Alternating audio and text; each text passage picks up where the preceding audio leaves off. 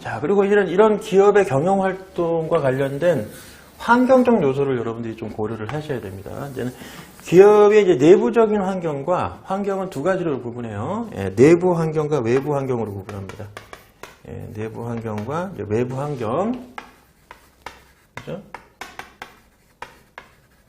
그래서 이제 기업의 내부 환경이라고 하면 이 기업을 하나의 경계선으로 봤을 때 이제 기업 경영 성과에 영향력을 행사하는 기업 내부의 모든 요소들이 기업 내부 환경이겠죠. 그죠?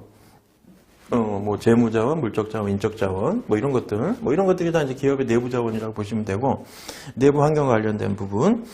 외부 환경은 기업이라는 하나의 큰 경계선 밖에 있는 여러 가지 환경적 요소를 말하는 거예요. 그래서 기업의 외부 환경적 요소에 교재에서 보시면 이제 과업 환경하고 일반 환경을 구분할 수 있어요. 기업의 외부 환경은 과업 환경과 일반 환경으로 구분합니다. 그래서 이 과업 환경하고 일반 환경을 여러분들이 구분할 줄 아셔야 돼요. 기업의 외부 환경적 요소에는 과업 환경과 일반 환경으로 구분을 하는데, 과업 환경은 기업이 통제 가능한 환경들을 말하는 거예요. 그래서 교재에서도 보시면 기업의 과업 환경들은 어떤 요소들이 있냐면, 기업과 관련된 경쟁자라든지 아니면 고객, 그리고 유통회사, 유통기관, 그리고 뭐 이제 고객을 소비자라고 하는 거죠. 그래서 원재료를 공급하는 공급자, 그러니까 기업과 관련된 거래처들을 의미하는 거예요. 이런 요소들은 어떤 것들이냐면 이제는 왜 과업 환경과 관련된 거예요. 그러니까 기업의 이런 어떤 영업 환경에 직접적으로 영향을 미치는 환경적 요소, 외부 환경적 요소를 과업 환경이라고 하고요. 일반 환경은 우리 특정 기업에만 영향을 미치는 게 아니라 그 국가의 모든 기업들에 똑같이 영향을 미치는 환경적 요소를 일반 환경이라고 합니다. 그래서 이제 그런 것들은 보통 이제 일반 환경적 요소들은 정치적, 법률적, 그 다음에 경제적, 인구 변화 등 이런 여러 가지 산업 내에 존재하는 모든 환경적 요소, 그리고 그거는 어떤 특정 기업이 통제하거나 컨트롤할 수 없는 영역에 있는 환경적 요소를 일반 환경적 요소라고 하는 거죠. 그래서 과업 환경과 일반 환경을 좀 구분하셔야 돼요. 그리고 4페이지 한번 보십시오. 4페이지 한번 보시면 경영의 원리에 대한 얘기가 나오죠. 그래서 이제 효과성과 효율성에 대한 개념을 좀 이해하고 가셔야 됩니다. 이제 경영을 하는 기본적인 전제는 뭐냐면 효율성이나 효과성을 추구한다는 거죠. 그죠?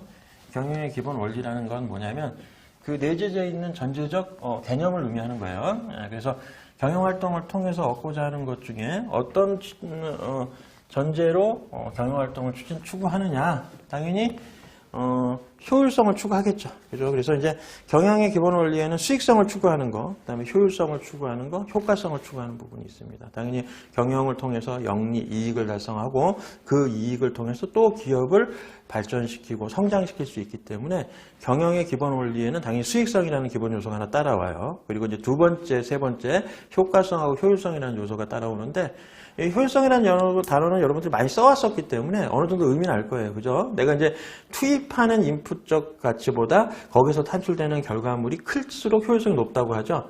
여러분들 보통 이제 물건 살 때 뭐 가성비 따지기도 하고, 아니면 이제는 수익성 따지는 것들이 있죠. 뭐 예를 들어 부동산에 내가 이제는 어떤 부동산 투자를 한다, 아니면 주식을 산다라고 했을 때 여러분들이 뭐 예를 들어 100만 원을 가지고 있어. 그럼 100만 원을 투자했는데 거기서 얻는 결과값이 크면 클수록 수익성이 좋다라고 얘기하잖아요. 그죠?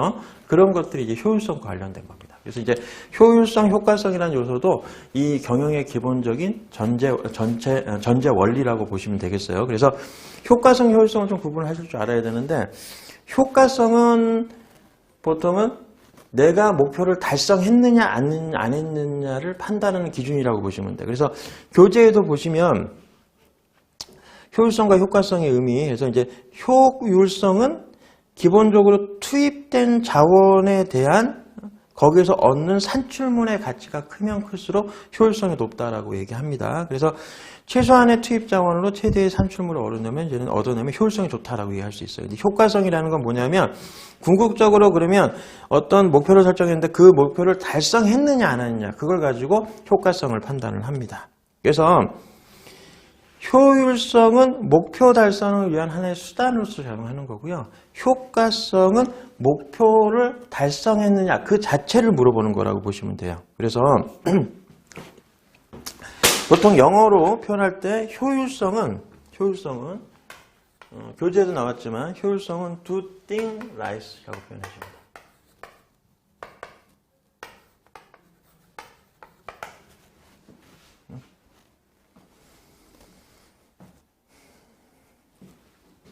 자, 어떤 것들을 할 때, 그죠? 할 때 올바르게 하는 거, 어떤 것들을 할 때 올바르게 하는 게 효율성이에요, 효율성. 그러니까 과정을 중요하는 거예요, 과정을 중시하는 거죠. 그죠? 근데 이제 효과성은 교재에도 나왔지만, do right thing이라고 하죠.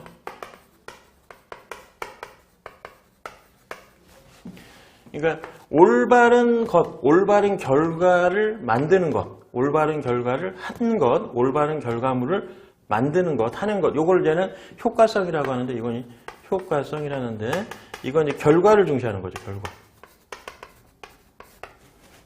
자, 예를 한번 들어보겠습니다. 예를. 자, 이런 거예요. 보시면 자, 어떤 기업이 A하고 B라는 기업이 있어요. 자, A 기업하고 B 기업이라는 게 두 가지 기업이 있다고 합시다. 효율성, 효과성을 얘기하기 위해서 자, A 기업, B 기업이 있어요. 자, A 기업, B 기업. 근데 A 기업은 100억을 투자해서 자, 100억을 투자해서 200억이라는 결과를 만들어냈어. 네. 그죠? 그래서 이제 100억 투자해서 수익, 그죠? 투자금으로 100억 투자했더니 1년에 단기 순이익이 200억이에요. 그리고 이제 B 기업은 자, 100억을 투자했더니 결과로 150억을 달성했어요. 네. 효율성적인 측면에서 봤을 때는 A 기업이 유리합니다. A 기업이 유리해요. 왜냐면 이제 효율성은 인풋 대 아웃풋의 값이라고 이제 얘기를 드렸으니까 효율성은 투자한 금액이 100억인데, 그죠? A 기업 같은 건 200억을 달성했죠. 그죠? 200%의 수익률을 달성했잖아요. 근데 이제 B 기업 같은 경우에는 100억을 투자해서 150억을 달성했죠. 그죠? 그래서 150% 수익률을 달성한 겁니다. 그죠? 150% 수익률. 그죠? 그래서 효율성은 A 기업이 더 큽니다. 그죠? 근데 이제 효과성이라는 측면을 보면 이제 회사 입장에서는 그죠? 전체 투자 대비 10% 이상의 수익을 달성하면 목표 달성을 했다라고 목표치를 설정해놨다고 하겠습니다. 가정을 하겠습니다. 그러면 이제 A 기업 같은 경우에는 10%가 아니라 110%겠죠? 내가 투입 대비해서 110%에서 10% 이상의 성과를 냈으면 된다라고 했을 때 A 기업 같은 경우에 200%잖아요. 200%. 그렇죠? 2배 이상을 달성했으니까. 그리고 여기는 150%겠죠. 150%를 달성했어요. 그랬으면 A 기업, B 기업 다 목표치가 110%였기 때문에 그죠? 200%, 150% 달성했으면 둘 다 뭐야? 목표를 달성한 거죠. 그러면 두 개 다 A 기업, B 기업 효과성적인 측면에서는 목표를 달성했기 때문에 둘 다 효과성을 달성했다라고 볼 수 있어요. 효과성은. 그죠? 여기 지금 글자를 제가 자꾸 흑겨 쓰다 보니까 좀 이상하게 써졌는데 효과성. 그죠?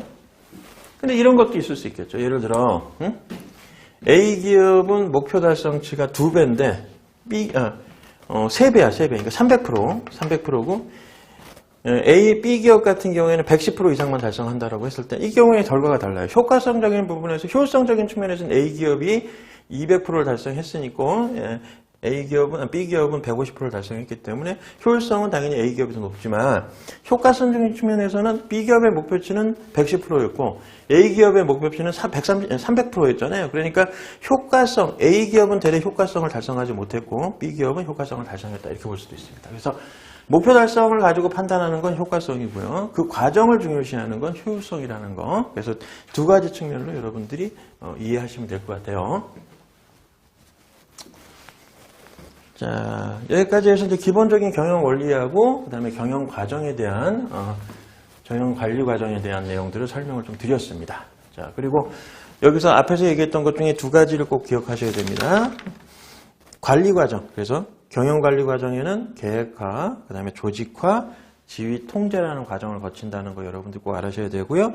그다음에 이제 경영 환경과 관련해서는 외부 환경, 내부 환경 구분을 하고 특히 외부 환경에는 과업 환경과 일반 환경. 일반 환경이라는 건 기업이 통제할 수 없는 환경적 요소고 과업 환경이라는 건 기업이 통제할 수 있는 영역의 범위 내의 환경적 요소를 얘기하는 거예요. 그래서 조금 전에 얘기했지만 고객, 다른 말로 소비자, 아니면 이제 경쟁자, 아니면 기업과 관련된 뭐 여러 가지 이해관계자들, 뭐 거래처, 뭐 이런 부분들이 다 기업의 과업 환경과 관련된 요소라고 보시면 되겠습니다. 그리고 경영 원리에서 효과성과 효율성도 정리를 잘 해주셔야 돼요.